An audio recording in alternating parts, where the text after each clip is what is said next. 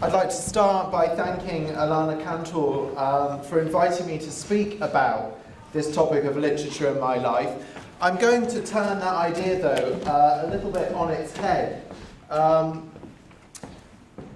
So any apologies to anybody that was kind of curious about sort of getting a bit more insight into who I am. I'm afraid that's not actually going to happen. I want to start by considering this notion of literature in my life. It seems to me sort of to be a title that in some ways is very indicative of the kind of culture of me-ness, this culture of I that we live in.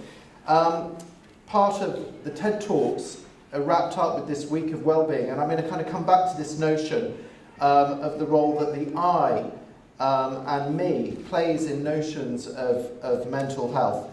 The books that I'm going to gesture towards rather than talk about are these ones here. You can see them on the slides. These are books that I've bought within the last couple of weeks, and they include they're mainly novels, but they also include one collection of poetry.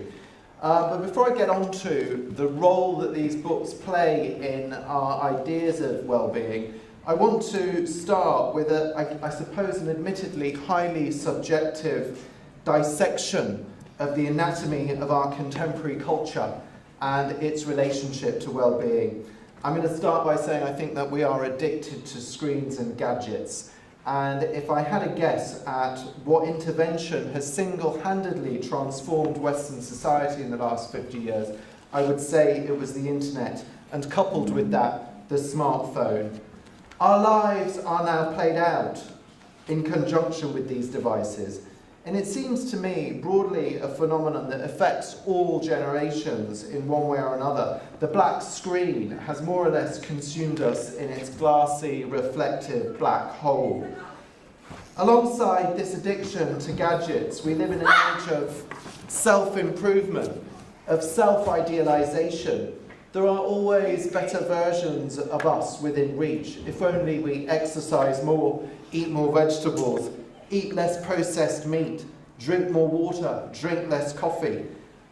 The list of self-improvement initiatives is endless. Shelves in bookshops, if you still go to bookshops, buckle under the weight of titles such as 12 Rules for Life, the Mind Management Program to help you achieve success, or How to Win Friends and Influence People, to name but a few. It's no surprise then that scientists have named our epoch the Anthropocene, an indicator of how we've come to dominate the planet. And within that, so the pressing question then, the urgent question, what of culture? Well, in some ways, although not necessarily in all, it has become a vertiginous echo chamber. It is as if that we live parts of our lives through social networking sites such as Facebook.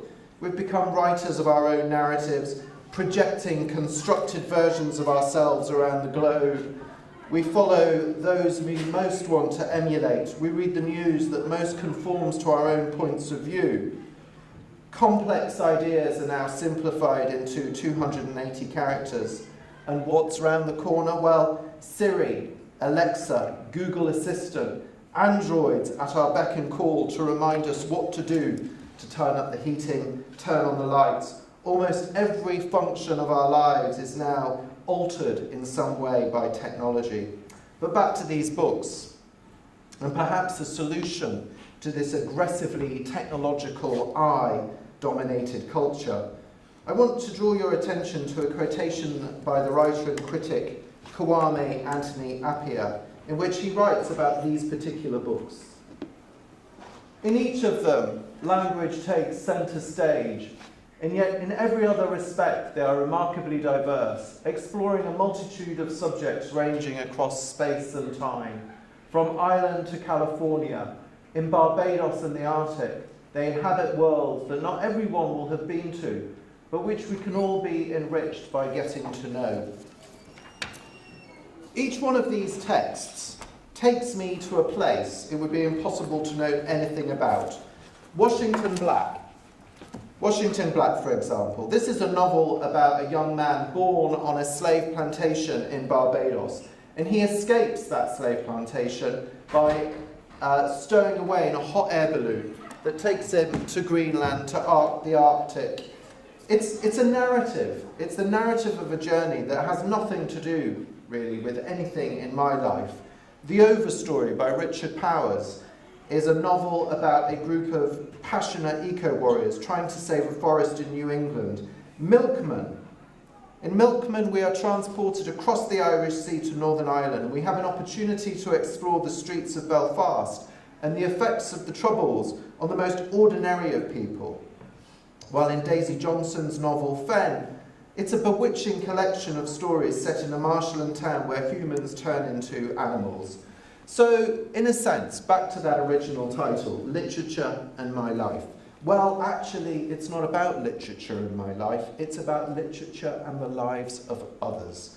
I would argue that this opportunity to spend time away from black mirrors and instead turn to white pages transports us away from ourselves, from our ambitions and aspirations, our pains and anxiety, to the lived experience of other people, people that we could, most of the time, never hope to meet.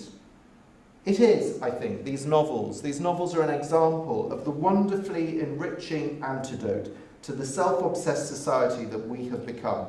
Reading can make us all more compassionate, empathetic, resilient and aware. And I think in a week dedicated to well-being, I think we can acknowledge we all need a bit more of that in our lives. Thank you very much.